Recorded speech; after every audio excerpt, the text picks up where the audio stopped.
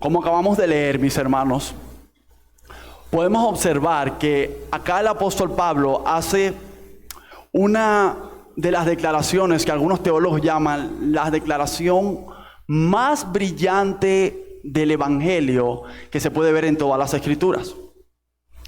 Ahora, es importante entender, hermanos, que a pesar de que el concepto del Evangelio que Pablo expresa, no solo alrededor de estos pasajes, sino alrededor de toda la carta a los romanos, a pesar de que el concepto puede ser un poco extenso, en realidad lo que el apóstol Pablo tiene en mente, como lo expresó después en otras cartas, como 1 Corintios 15, es que el Evangelio, la mejor noticia, tiene que ver con la gloria de Dios en la salvación de los pecadores por medio de la obra de Jesucristo. Se trata del nacimiento, la vida, la muerte, la resurrección, la ascensión y el regreso inminente de nuestro Señor Jesucristo.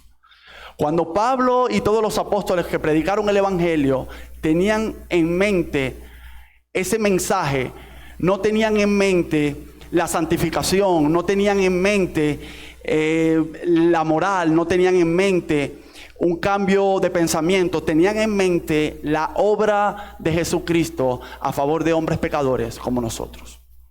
Y es importante, mis hermanos, reflexionar en esto, porque cuando hablamos del Evangelio tenemos que hablar estrictamente de lo que es la obra de Dios por medio de Jesucristo a favor de pecadores como nosotros.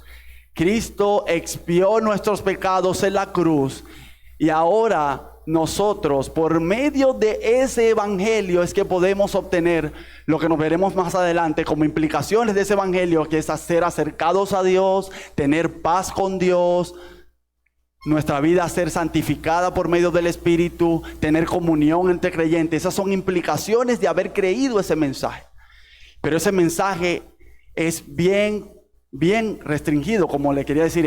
Es un mensaje que cuando los apóstoles lo predicaron, tenían en mente una sola cosa. 1 Corintios 15, por ejemplo, dice que algunos lo usan como el texto más, ¿cómo le podría decir? El texto más pequeño quizá, pero profundo de lo que es el Evangelio. Pablo dice algo como: Cristo murió conforme a las Escrituras. Y se le apareció a Cefas, dice el texto, y se le apareció después a 500, y se le apareció después a Jacobo. Quizás es un texto muy pequeño para explicar el Evangelio, pero Pablo tenía en mente algo: Cristo murió por nosotros conforme a las Escrituras. Y es importante aclarar, hermano, nuevamente les repito y hago este énfasis, porque estamos en tiempos en donde, como creyentes, viendo la gran necesidad que hay de que las almas que no conocen a Dios lo conozcan, es importante que nosotros los creyentes podamos tener bien claro qué es realmente el Evangelio y por qué las personas a las cuales nosotros les vamos a predicar este mensaje están tan necesitadas como nosotros aún lo estamos de este mensaje. El Evangelio tiene que ver, mi hermano, mi hermana que estás aquí, tiene que ver con esa gloria que se está trayendo el Señor a sí mismo en la salvación de su pueblo. Es Dios atrayendo a sí mismo a los pecadores por medio de Jesucristo. Es Dios reconciliando al pecador consigo mismo mediante la destrucción en la cruz de su propio Hijo. Por eso nosotros, cuando predicamos este mensaje, no podemos darnos el lujo, mis hermanos, de llegar a las personas. Te voy a predicar el Evangelio y llegar a las personas con nuestro testimonio. Te voy a predicar el Evangelio, un alma que lo necesita profundamente, y por causa de nuestro error, esa alma no pueda recibir el mensaje correctamente. Probablemente pueda afectar también nuestra propia vida espiritual. Hermanos, no saben los errores en los cuales nosotros podemos vivir, espiritualmente hablando, si tenemos un error en nuestro conocimiento del Evangelio. Pero ahora, si el Evangelio es la obra de Cristo en la cruz, Dios reconciliando al pecador por medio de la muerte de su Hijo, trayéndolo al arrepentimiento y a la fe, únicamente colocando la fe en ese Salvador. ¿Por qué el ser humano, nos preguntamos, está tan necesitado de este mensaje? ¿Por qué el corazón o el ser del hombre está tan profundamente necesitado de un mensaje tan radical que incluso fue llamado por algunos el mensaje que trastorna el mundo? Es decir, como el mensaje que pone al mundo de cabeza. ¿Por qué hay esa profunda, las escrituras, no lo digo yo, lo dicen las escrituras, por qué hay una profunda necesidad en el ser humano de conocer y de creer este evangelio? Veamos nuestro texto de Romanos capítulo 3. Luego del apóstol Pablo decir que tanto judíos como gentiles están acusados bajo el tribunal de Dios de pecado, Pablo va a describir también una condición, va a describir la condición de esos injustos, tanto judíos como gentiles, que han existido en todas las épocas y que necesitan este mensaje de arrepentimiento y de salvación. Si puede ver a partir del verso 10, capítulo 3, verso 10, el apóstol Pablo apela a la escritura diciendo, como está escrito, no hay justo ni aun uno, no hay quien entienda, no hay quien busque a Dios, todos se desviaron, a una se hicieron inútiles, no hay quien haga lo bueno, no hay ni siquiera uno. El apóstol Pablo, luego de haber dicho y haber acusado a judíos y a gentiles, el apóstol Pablo dice, no está ninguno es justo delante de Dios, porque todos están bajo esta condición, no hay justo ni aún uno. No había un judío justo que Dios considerara. No había un gentil justo que Dios considerara. Todos estaban bajo la condenación porque todos tenían la corrupción del pecado profundamente arraigada en su ser. De hecho, la necesidad del evangelio se empieza a hacer más clara debido a que el apóstol Pablo empieza a decir varias cosas que el pecado ha destruido, por decir de alguna manera, en el hombre. Si puede ver el verso 10, dice, como está escrito, no hay justo ni un uno, no hay quien entienda.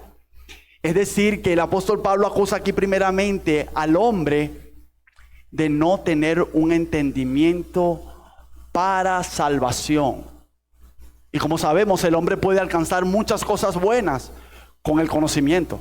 El hombre ha logrado grandes maravillas arquitectónicas, científicas, quizás buenos pensamientos, buenas teorías, porque Dios le ha dado esa capacidad. Pero en cuanto se refiere al conocimiento de la salvación, el hombre no puede alcanzarlo por medio de su conocimiento. La escritura dice, se hicieron inútiles en sus razonamientos. Es decir, que el apóstol Pablo apela primero a la corrupción de la mente y del razonamiento que hay en el hombre. Pero también el apóstol Pablo también dice, no hay quien busque a Dios. Otra necesidad, otra corrupción que hay en el hombre que hace necesaria que él o que ella busque al Señor o que conozca este evangelio es porque el hombre se ha corrompido en sus deseos y en su voluntad. El hombre busca la gloria de su propio nombre.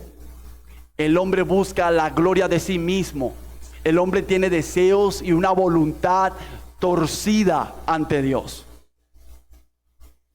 Señor, pero no hay ni uno de verdad no hay uno que te busque de corazón, no lo hay. El hombre busca algo, su propia gloria. Pero el apóstol Pablo también dice algo importante y es, todos se desviaron y a una se hicieron inútiles. No hay quien haga lo bueno. También el pecado ha corrompido profundamente el carácter y el andar de los hombres. Y sí, nosotros podemos quizás decir, hay hombres que hacen buenas obras, hay hombres que van a lugares recónditos del mundo a llevar alimentos, a llevar medicina. Hay hombres que se desgastan Él ayuda a los necesitados. Hay personas que se desgastan por su familia. Hay personas incrédulas que le son fieles a sus esposas, a sus esposos, son buenos con sus hijos. Pero déjeme decirle que acorde a las Escrituras, estos sentimientos o estas acciones supuestamente piadosas y altruistas son obras impías. Porque si recordamos la parábola del fariseo y el publicano, el Señor dice algo acerca del fariseo. Dice, oraba con Dios, ¿qué dice el texto? En Lucas 18, 9, 11. Después lo puede buscar. Oraba consigo mismo. Esas acciones altruistas que el hombre pretende hacer para traer bien a otros, son acciones para alimentar su propio ego. Para decir, wow, yo quiero que me vean, ya yo tengo el cielo ganado, diríamos en criollo. Es decir, que esas acciones no apuntan a ninguna bondad. Pero el apóstol Pablo, aparte de decir que el hombre está corrompido en su mente, que está corrupto también en su andar, que está corrupto en su voluntad y deseos, el apóstol Pablo también dice, sepulcro abierto es su garganta. Veneno de áspides hay debajo de sus labios, su boca está llena de maldición y de amargura. Otra de las condiciones que el hombre tiene, que hace muy necesario el creer este evangelio, es que el hombre está profundamente contaminado en su hablar y en su callar también, porque a veces hablamos con el yo interno y también pecamos. Veneno de áspides, decía el profeta, y Pablo lo está citando, sepulcro abierto es su garganta. Hablamos mucho de nosotros mismos. Hablamos muy bien de nosotros mismos. La autopromoción es algo muy común en el ser humano.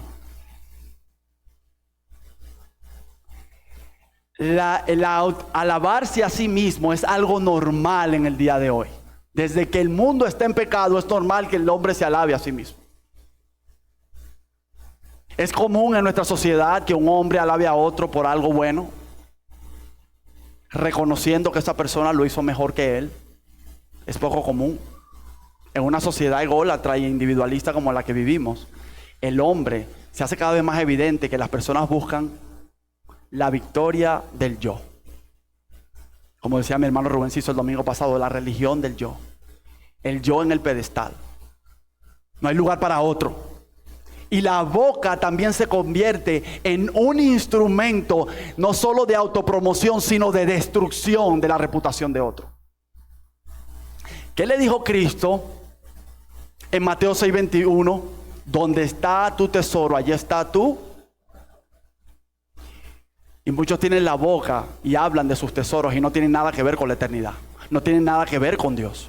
No tienen nada que ver con las bendiciones espirituales en Cristo. No tiene nada que ver incluso con la bendición que pueda darle uno desde su boca y desde su corazón a otro.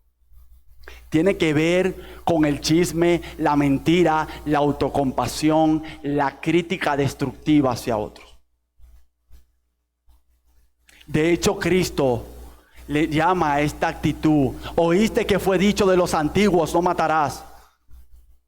Y algunos dirían: bueno, Señor, yo no estoy en esa categoría. Yo no necesito ese evangelio porque yo no estoy en la categoría de no matar. Y el Señor Jesucristo dice: tú has cometido asesinato desde tu corazón cuando tú has llamado fatuo y necio a tu hermano. Quizás nosotros no nos sentimos en la figura de un asesino. No nos vemos en los zapatos de un asesino. Pues déjeme decirle que nosotros hemos asesinado muchas veces desde el corazón. Hemos querido destruir a alguien desde lo profundo de nuestro ser. Y allí la Escritura nos declara culpables también. Por eso dice también el profeta, y Pablo citándolo: sus pies apresuran para derramar sangre. Nuestras relaciones interpersonales también han sido dañadas por el pecado. Aquí no solo se trata de un daño profundo entre la relación del hombre para con Dios, sino un daño profundo que hay en el hombre entre su relación con los demás. El hombre corre por la destrucción de otros. Si yo en el camino para ganar algo para mí debo destruir a los demás, que así sea. Esa es la descripción de toda la raza humana. Era la descripción de Pablo de judíos y era la descripción de gentiles. Aquí la religión, las obras, los méritos no servían para nada porque todos estaban acusados bajo el tribunal de Dios. Y aún lo están. Pero algo muy importante con que el apóstol Pablo cierra, citando esta palabra del Antiguo Testamento, dice: no hay temor de Dios delante de sus ojos. ¿Creen ustedes que hay algún ser humano que no tiene a Cristo viva consciente de que hay un Dios que lo está observando día y noche en su maldad? ¿Creen ustedes que el hombre vive, como se repite muchas veces desde este púlpito, coram Deo, el hombre sin Dios? ¿Creen que el hombre tiene algún temor cuando va a hacer lo malo sabiendo que hay un juez que lo está observando? No, el hombre sin Dios, dice Pablo, no tiene temor de Dios. No tiene una conciencia activa que percibe a Dios en todo lo que está haciendo. Los salmistas veían a Dios, dicen, en su sentar, en su acostar, en su meditación. Los salmistas veían a Dios en el momento de la aflicción. Los salmistas veían o estaban conscientes de Dios en cualquiera de las circunstancias que estaban pasando. Pero el hombre sin Dios no es así. Está consciente de sí mismo, de su beneficio, de su ego, de qué es lo que necesita. Y si debe hacer el mal para obtenerlo, lo hace. Y él no tiene consciente de que Dios está allí juzgándolo, viendo toda esa acción. No tiene un temor acerca de lo que Dios pueda decir de cómo vive. ¿Por qué entonces, para nosotros hablar del Evangelio como una necesidad profunda en el alma del hombre, necesitamos saber todo esto? ¿Por qué necesitamos nosotros conocer profundamente la condición de toda la raza humana para poder decir que ahora el Evangelio se convierte en una buena noticia? Porque no puede haber buena noticia si no hay mala. Salvación, y muchas veces lo repiten nuestros hermanos acá del púlpito. Salvación, ¿salvación de qué? ¿De qué me está salvando Dios? ¿Cuál es la mano extendida de Dios ofreciéndome salvación? ¿Pero salvarme de qué? Primero de su ira. Porque si te mantienes así, Dios un día te va a destruir en tu condición. Te va a juzgar. Porque no has pecado contra la ley del Estado venezolano, tú has pecado contra la ley del juez del universo. Por eso Pablo dice acá, el propósito de la ley, dice en el verso 19, pero sabemos que todo lo que la ley dice, lo dice a los que están bajo la ley, para que toda boca se cierre y todo el mundo quede bajo el juicio de Dios. Dice, hermanos, la ley moral de Dios sirvió para decirnos solo una cosa. Y es como un espejo, a veces yo lo explico de esa forma, es como un espejo que te dice, esta es tu condición de podredumbre delante de la ley de Dios. Estás muerto. De hecho, como lo dice el apóstol Pablo, la función de la ley era cerrarle la boca a todo ser humano y decirle, has quedado bajo el juicio de Dios. ¿Ves lo profundo de la condición del hombre? ¿Qué hay del hombre si quedara delante de la ley de Dios en el día del juicio? La Escritura dice algo, unas palabras muy contundentes acerca de esta condición. Por lo cual no tienen excusa. Esa será la declaración de Dios el día del juicio a aquel que no está en Cristo. Por lo cual no tienes excusa. ¿En qué pequé yo contra ti, Señor? Si yo no adulteré, si yo no maté a nadie, si yo le fui fiel a mi esposa. Y el Señor te dirá delante de su ley, en alguna de estas cosas tú has pecado, empezando por no darme la gloria en todo lo que hiciste, cada microsegundo de tu existencia. Porque hubo 1 segundo, 2 segundos, 10 segundos, 20 minutos, 40 años de tu vida donde tú no me diste la gloria. Me lo debes. Por eso la Escritura nos llama, somos deudores para con Dios. Pero ¿qué sucede allí, mi hermano? ¿Cómo el evangelio empieza a brillar de una manera esplendorosa? Luego de ver esa condición tan destructiva y tan pobre del hombre. Miren las palabras de Pablo cuando dice en el 21, por eso le dije, manténgalo en su mente, pero ahora, aparte de la ley, se ha manifestado la justicia de Dios, testificada por la ley y los profetas. ¿Cuál justicia, Pablo? La justicia de Dios por medio de la fe en Jesucristo, para que todos los que creen en Él, porque no hay diferencia. Pero ahora, dice Pablo en contraste, vean lo que dice ahora el Señor. Pero ahora, aparte de la ley, aparte de esta condenación que está segura para todo hombre, ha sido revelado el plan de Dios por medio de Jesucristo para salvar a todo aquel que cree. La solución a este problema se encuentra solo en una persona, y es en Jesucristo. Y déjeme decirle algo. La solución, vuelvo y repito, la solución se encuentra en colocar la fe en una persona, y es Jesucristo, no en la fe en sí misma. Tenemos un problema, mis hermanos, cuando llegamos a preguntarle a alguien, ¿cómo está tu relación con Dios? Y probablemente es una persona que no tiene a Dios, que no tiene a Cristo. Yo tengo mucha fe. Y hablamos con una persona que es católico, romano, y le dice, yo tengo mucha fe, yo soy una persona de mucha fe. Esa fe no la lleva a ninguna parte, porque no es el tema, no es el tamaño de la fe, es en quien depositas la fe. Si hay una persona con una fe gigante, inmensa en Alá, el Dios de los musulmanes, y hay una fe con una persona con fe muy pequeña en Jesucristo, déjeme decirle que la fe muy pequeña en Jesucristo es la que va a llevar a esa persona a la salvación. Y aquel con su fe en Alá muy grande, irá con esa fe del tamaño de mundos enteros al infierno. Aquí no importa el tamaño de tu fe, aquí importa la fe en Jesucristo, que es lo que salva.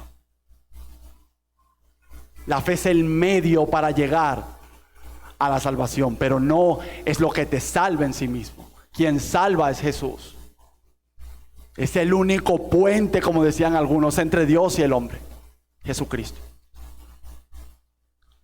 ¿Por qué entonces este evangelio, esa noticia de que Dios se lleva la gloria y la salvación de los pecadores por medio de Jesucristo, por qué ese evangelio brilla ahora con esa luz propia en la vida de cada hombre y mujer que lo ha creído? Porque aquí el tema no es conocer el evangelio. Aquí el tema no es asentir o decir que sí a las verdades del evangelio. El tema aquí es creer en el evangelio. Mucha gente dice, yo conozco el evangelio. Nuestro pastor Plinio lo explicó 2 domingos acá en lo de la conversión. El tema no es decir, wow, el evangelio tiene grandes verdades, oh, qué conocimiento hay allí. Yo conozco mucho del evangelio. El tema que uno está en decir, yo creo que el evangelio tiene ciertas verdades. No, el tema es decir, yo creo que el evangelio es la verdad. Yo creo que Cristo es el camino. Yo creo que soy un pecador y que Cristo es mi única salvación. Esa es la única vía que el hombre tiene para ser salvo de la ira de Dios y de su pecado. Ahora, cuando vemos este evangelio y nosotros lo hemos creído, ¿qué implica ahora ese evangelio para nosotros? ¿Qué causa tiene para nosotros? ¿Qué efecto, mejor dicho, tiene ese evangelio para nosotros en nuestra vida? ¿Qué verdades nos mueven a nosotros a meditar y a seguir caminando en esta, como lo llama la Escritura, en esta novedad de vida? Bueno, déjeme decirle, una de las mayores bendiciones que hay en el evangelio, en que tenemos paz para con Dios. El evangelio implica que hay la restauración de la relación que el hombre siempre ha necesitado, su relación con Dios. Cuando abrazamos a Jesucristo como Salvador, tenemos paz para con el juez del universo. Y deja de ser un juez para ti y se convierte en tu Padre celestial. ¿Quieres saber otra bendición que implica creer este mensaje? Implica que no hay condenación para los que andan en Cristo Jesús. Este mensaje implica que para ti no será declarado en el día del juicio: apartaos de mí, hacedores de maldad. Para ti será declarado en el día del juicio: venid a mí, benditos de mi Padre. Señor, ¿y qué pasó con mi historial? Ya no hay condenación para los que andan en Cristo Jesús. ¿Por qué? Porque ese precio que tú debías ante la justicia divina fue saldado, pagado. Hasta el último centavo lo pagó Jesucristo. Jesucristo, dice Pablo en este texto, fue propiciación por nuestros pecados.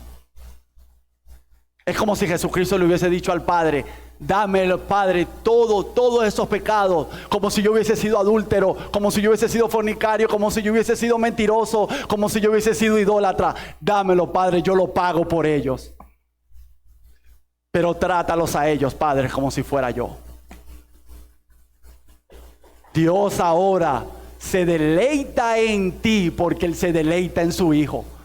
Y tú estás en Él. El Evangelio trae consigo que ya no eres condenado. El Evangelio también nos provee todo lo necesario para andar en esta novedad de vida. Dice el apóstol Pablo en Romanos 8:32 que si Él no escatimó, no sopesó Dios en entregar a su propio Hijo por nuestros pecados. ¿Cómo con eso, con esa entrega tan grande, tan dolorosa para el Padre, entregar a su Hijo, cómo con ese Hijo Él no nos entregará juntamente todas las cosas? Hermano, que haber creído este mensaje implica para ti tener todo lo necesario para andar en esta novedad de vida. Tienes el poder de su Espíritu, tienes la mente de Cristo, tienes a Dios como Padre, tienes a un cuerpo que Dios ha dado. ¿Qué más te hace falta para andar en novedad de vida? ¿Qué más te hace falta para caminar en este Evangelio? En el Evangelio tú fuiste justificado gratuitamente por su gracia. En el Evangelio fuiste redimido, es decir, comprado de la esclavitud del pecado, y ahora eres esclavo de Cristo. En el Evangelio fuiste salvado de la ira de Dios que viene sobre el mundo entero. Pero el Evangelio también implica otra cosa. Este mensaje implica entrar en un nuevo molde de vida, un nuevo estilo de andar. El Evangelio moldea todo lo que somos y lo que hacemos. Tiene entonces este Evangelio implicaciones muy profundas a nivel también no solo de nuestro intelecto, de nuestros deseos, sino también de nuestro carácter y andar.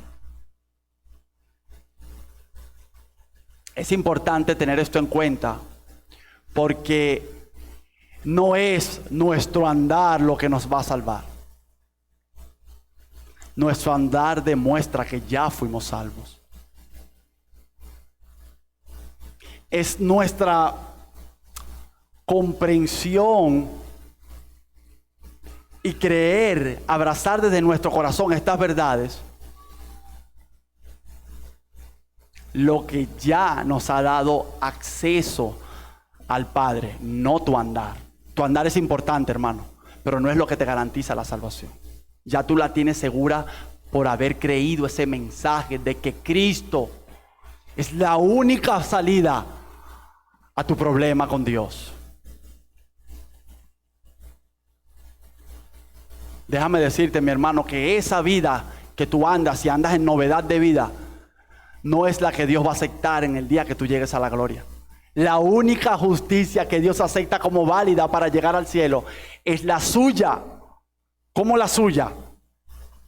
Dios no rebajó su estándar Para entrar al cielo hay que ser como Dios mismo. Y solo una persona, cada microsegundo que anduvo en este mundo, anduvo como Dios demanda, y fue Jesucristo. No hubo segundo en donde Jesucristo tomara pecado. No hubo segundo donde Jesucristo no estuviera pensando y haciendo la voluntad de su Padre. Muy, muy radicalmente diferente a como nosotros andamos.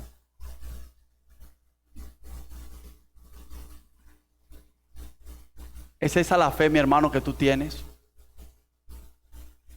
¿O es la fe en tu fe? ¿O es la fe en tu conocimiento bíblico teológico? ¿O es la fe en que tú te congregas de hace 20 años? ¿Qué crees tú que te da el acceso al cielo, mi hermano? Mi hermana que estás aquí.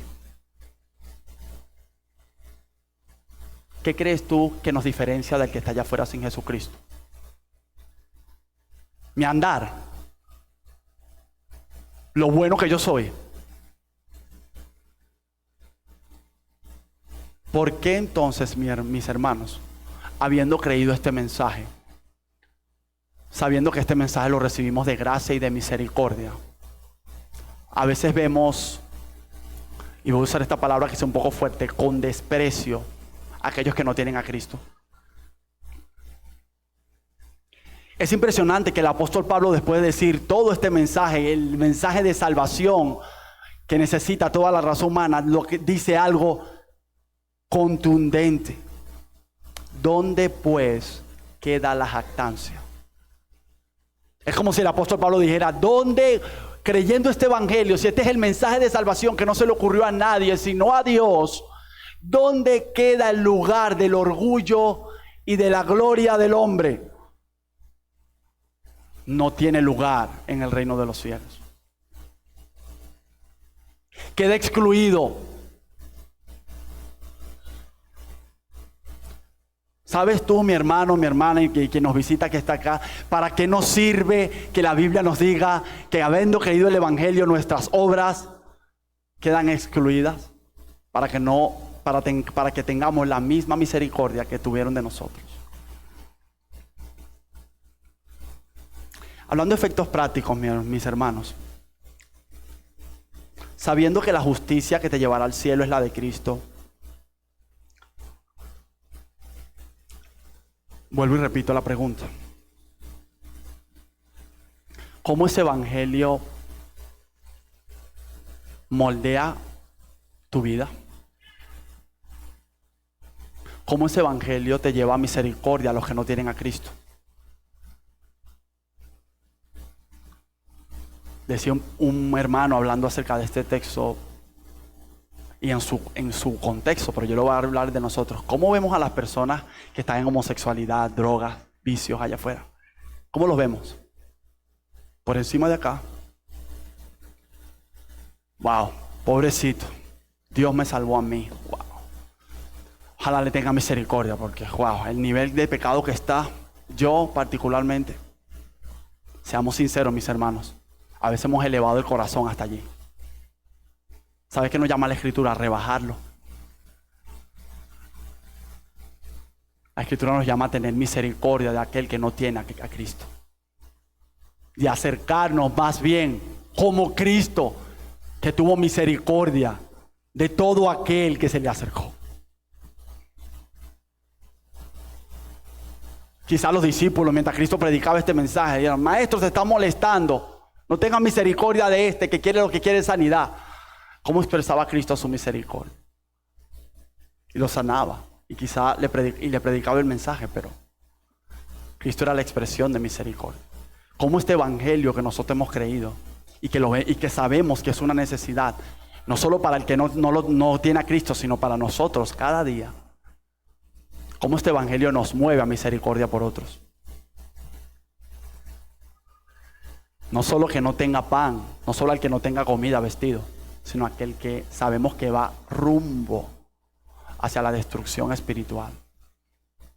Va rumbo al infierno. Va caminando, como decimos en criollo, derechito al infierno. ¿Cómo se siente nuestro corazón? Hay peso en nuestro corazón cuando sabemos que nosotros hemos pasado de muerte a vida únicamente por una gracia y misericordia que tuvo Dios de nosotros, que merecíamos ese mismo infierno al que van otros. No te jactes, hermano. El evangelio y el orgullo son mutuamente excluyentes. El evangelio que nosotros hemos abrazado y que es el evangelio de la Biblia, es un evangelio que debe movernos a una profunda humillación.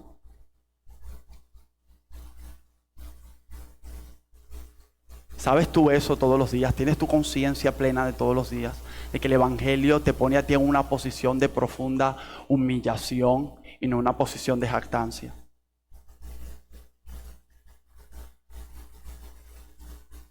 ¿Crees tú que tu andar, no lo vuelvo a repetir, crees tú que tu testimonio, crees tú que tus buenas obras, crees tú que tu santificación, crees tú que tu fe, eso que te hará tocar un día la puerta del cielo y decirle: Señor, he llegado yo, aquel del que aquellos son todos malos, pero yo soy el único justo aquí?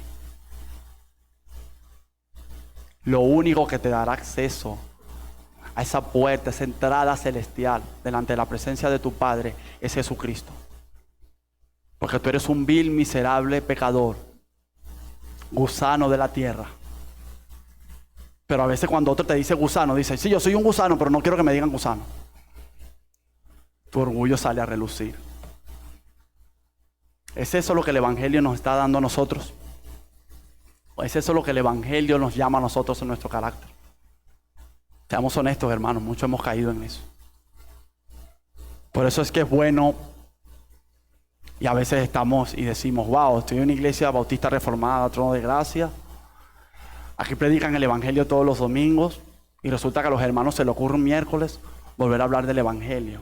Pero si ya yo sé el evangelio, es que el evangelio no es nada más para incrédulos, el evangelio es para que los creyentes lo recuerden todos los días. Porque están aquí y están donde están espiritualmente solo porque Dios tuvo misericordia de ellos. Solo porque Dios tuvo misericordia de mí un día, yo estoy aquí donde estoy. Como dijo el apóstol Pablo: por la gracia de Dios soy lo que soy. El asesino de creyentes, el perseguidor de la iglesia, dijo: yo soy lo que soy por la gracia de Dios. Si eso lo dijo el apóstol Pablo, ¿qué queda de nosotros? Que sea este evangelio, mis hermanos, el que moldee nuestro andar todos los días.